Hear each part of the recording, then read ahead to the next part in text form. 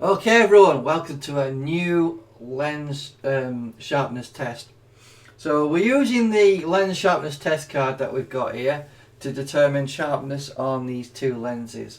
So the lenses we're looking at is the Tamron SP150 to 600mm f5 to 6.3 DIVC USD G2, and we're looking at the Sigma Contemporary 150 to 600 DG lens that Sigma do. Both lenses are fully updated. I've checked to see if the firmware is needed to be updated on the docks and the tap. Both are up to date. So we're going to look at lens sharpness on the Canon EOS R and the 90D APS-C camera. So without further ado, let's address the images we have here. So basically I've got 3 images of each on both camera platforms to determine sharpness. So we're looking at apertures of f6.3, f8 and f16 respectively. We're trying to determine which is the sharper out of the two. Now I did a recent test recently where I used a teddy bear as a focus test, and it's very possible the Sigma one wasn't completely aligned properly. So that's why I've come to the lens sharpness test card to determine how sharp these lenses are. Not only that, I will bring to you some real world example sharpness tests I've done as well. That's going to be a separate video where we'll look at real world photos. So without further ado, let's have a look at these images. So on the EOS R, we've got the Sigma image here at f6.3. ISO is 500 for all images, so it's a low ISO. We're using long shutter speeds on a tripod, ranging from 1/16 to 1/8, and we're just going to dive into the images really. So at f6.3 on the Sigma, let's just see how good it is here. It's reasonably sharp. At f6.3 I am quite surprised by this lens because it seems to perform quite well at f6.3. So if we look into the centre area, we can clearly see there's some hairs here that are well represented. I used to have a dog, and you know, hairs get everywhere, and obviously you can see there's plenty on there, as well as a lot of dust particles. So looking at the centre, it's not bad, it's not tack sharp, but it's pretty good. Same is true here. So if we just come down to this area here, which I do spend a lot of time looking at, we can see these circular patterns have got a pattern, so it's well represented, looks nice and sharp. And looking over here, we can even make out these patterns in these boxes. Now this is the corner of the lens, the left bottom corner, and we're having a look at sharpness here. So we can clearly see here there's a little bit of fall off right at the bottom of the corner, but the other two boxes here we're getting good pattern detail, so not bad. So let's have a look at f8. Remember, this is full frame, so we'll have a look in the center again. Looks pretty good, nice and sharp. It's not 100%, it's not tack sharp, but it's very close. Looking at how the hairs are represented on the center circle here, it looks nicely in focus, not a problem there. Come down to the circular area here, we do have some good pattern detail. And let's move over to the corner again. Let's go in at 100%. Again, we've got good detail. If we compare it to the 6.3 and then the f8, 6.3, f8 gives you a minute amount of detail, extra detail, minute, but it's there. So let's have a look at f16. So have a look in the center again. It looks a tiny bit sharper, so it looks a lot nicer. Again, the circle here is well represented. We can see it's clearly in focus, and the hairs on the dust particles on there are well represented. Come down to the circular area here, we can look at 100%. You can see that's clearly in focus and nicely represented in good detail. Let's have a look at the corner here, 100%.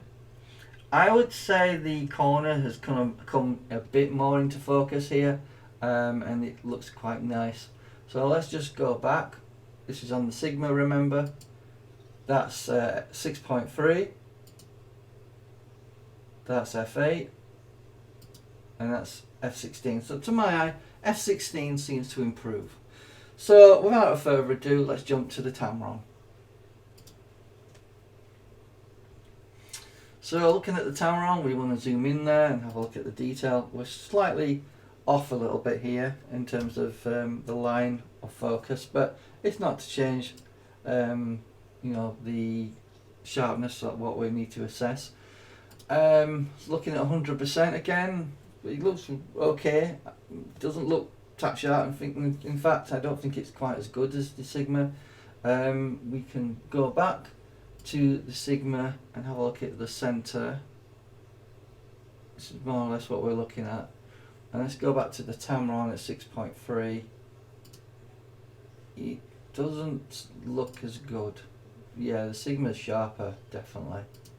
Yeah, there's no question that the Sigma is sharper than the Tamron G2 lens.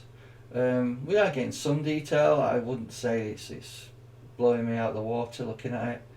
When I try and compare the textures of the patterns here, it's blurred. There's not much detail there.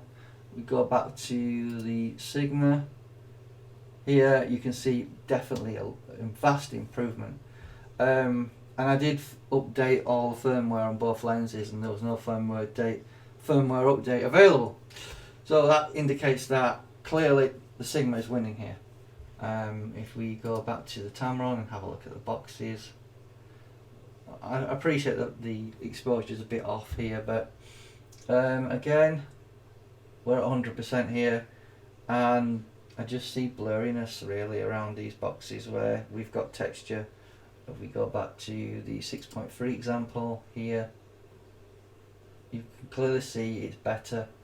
I appreciate it's a bit brighter in terms of exposure, but it doesn't change the fact that the exposure, the detail is not there.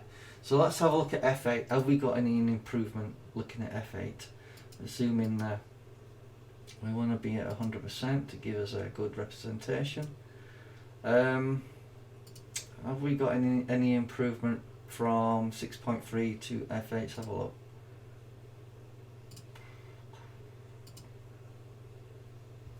I think they're pretty much the same, if I'm honest with you.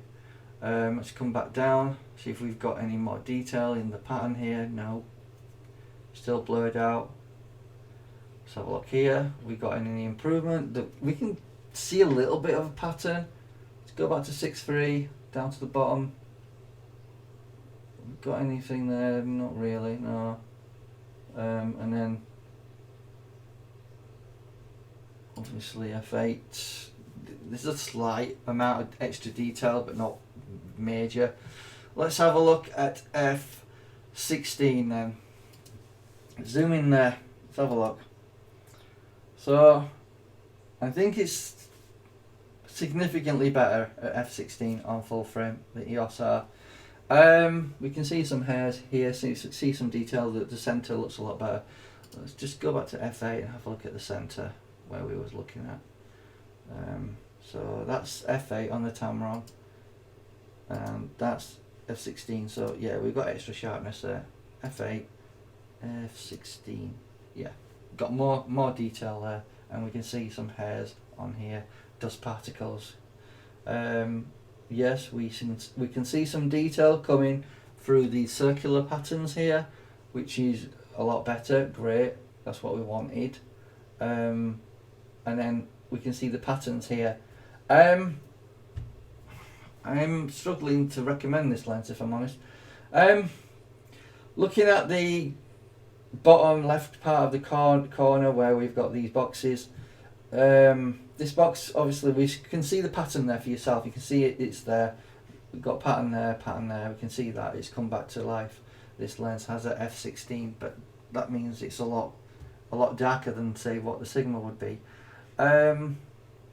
But we have to stop it down significantly to try and get good image. If we just go back to 6.3 on the Sigma, it's comparable to the f16 on the Tamron, which is ridiculous. I can't believe it. So in order to get good results out of your Tamron lens, in terms of image quality, you have to stop it down to f16.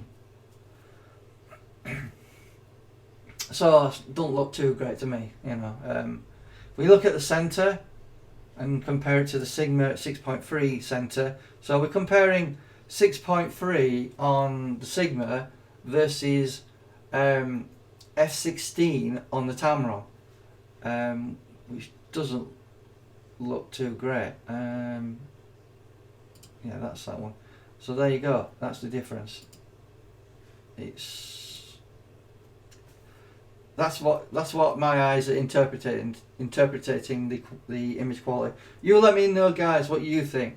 So without further ado, let's move on to APS-C on the Sigma. So let's have a look at the quality at 6.3.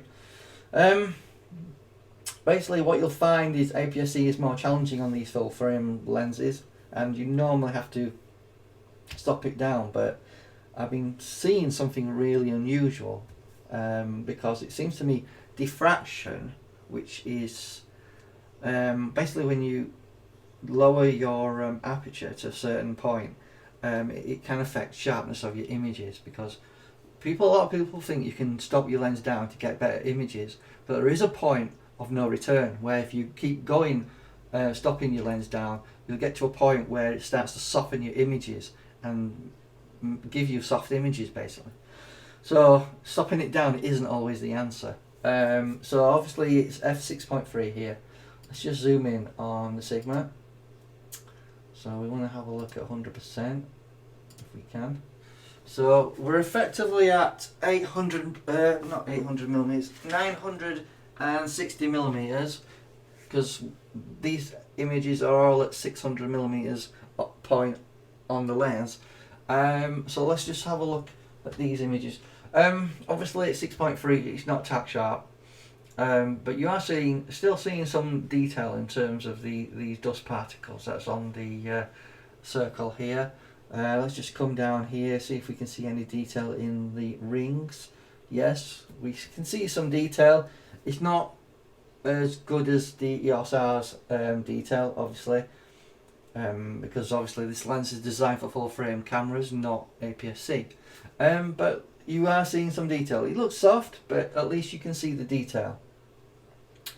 Going to the corners, there is pattern detail there. You can see a pattern there and a pattern there, and tiny bit there in the corner. So obviously it is seeable here, the detail in the corners. So let's have a look at what happens on the Sigma Contemporary at f8. Now let's just have a look in the center. So it seems obviously it's got softer to me at f8. Let's have a look here. You can see some of the dust particles on the circle here, but it's not easy to make them out. It's almost as if there's camera shake there, but we're using a 10-second timer on the tripod here, so there shouldn't be any camera shake, and both optical stabilizers are turned off. Having a look at detail here, while we can see some of the pattern, it's almost like there is camera shake. Just doesn't quite look clear. So let's just look over here. We can see some of the pattern, but it's not as clear as it was at 6.3. Let's just go back at 6.3, f8, and zoom in at 100% and make it fairer. There's not a lot of difference, to be honest. It just seems a bit more blurry at f8 than it did at 6.3. So let's have a look at f16 on the Sigma Contemporary. So let's zoom in again there. Again, it don't look too sharp in the middle. Looking over by the circle here, again the dust particles don't look very clear, so obviously it's not too sharp there. Coming down here, I'm seeing no detail in these circular patterns. Now there is a pattern there, very minute for you to see obviously, but it's like blurred that out completely so you can't see the pattern basically. Let's have a look in the corner, see what we're getting here.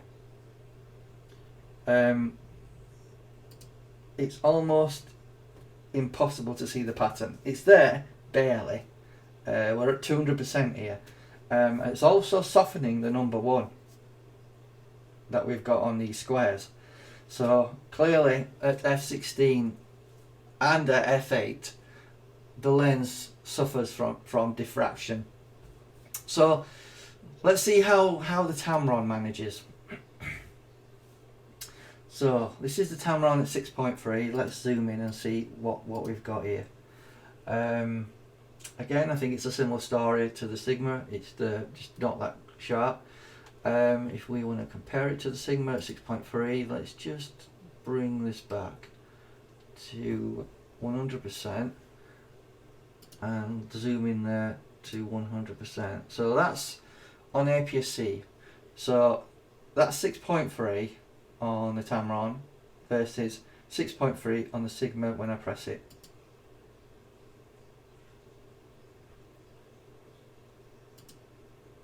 It just looks sharper on the Sigma. Unfortunately, that's my assessment. If we go back to 6.3, 6.3 on the Sigma, and compare the corners here, and then obviously we look at the Tamron in the corners.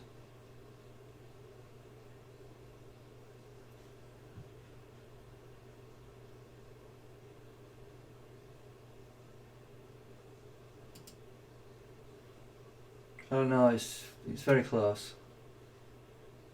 It's possible the Tamron is slightly better than the Sigma at 6.3 on APS-C. I believe so. Let's just double check our information. Yeah, that's the Sigma at 6.3 and this is the Tamron at 6.3. Just double check that.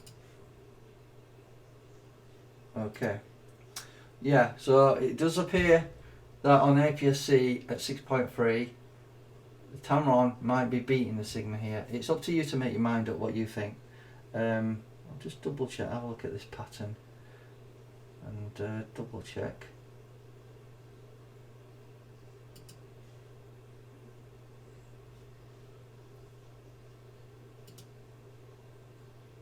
It's very close, it's very close. It's up to you to make your mind up. So let's have a look at F8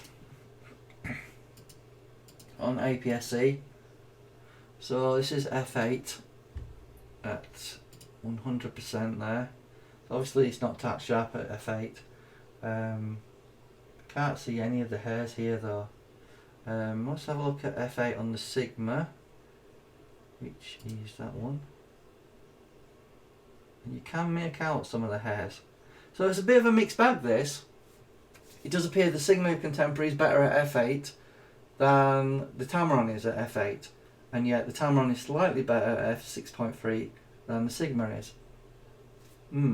Interesting. So let's have a look at F16 on the Tamron, where I think diffraction will affect this as well. So let's have a look in the centre at 100%. And let's have a look at the Sigma in the same place. Obviously that's 200%, it's come out a little bit.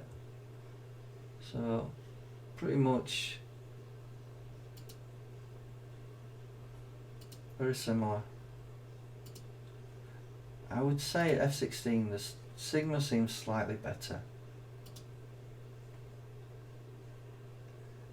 The Sigma seems to transmit better light at the very least to the back of the sensor, because as you've noticed that many of the pictures are a bit brighter, so you know that could indicate it might have better light transmission through the elements than say the Tamron does. So let's just have a look at this big circle thing we've got here. Now, like I said, there was dust particle hairs all on here that you can't make anything out there. But on the Sigma at f16, you can see them, although they're quite blurred, but you can see them. So coming down to the circular pattern at f16, I just can't make out the pattern in that circular formation there. Let's have a look at that on the Tamron. It looks just as blurred, so it's up to you to decide which you think is better, the Sigma one or the Tamron one. They look pretty much even. That one, sorry. So let's just go to the far corner. So this is the Sigma far corner, and there is a pattern visible, but it's barely visible. We just zoom in again at 200%, and then look at the Tamron at 200% in this corner. Okay, that's the Tamron, and that's the Sigma. Tamron, Sigma, Tamron, Sigma.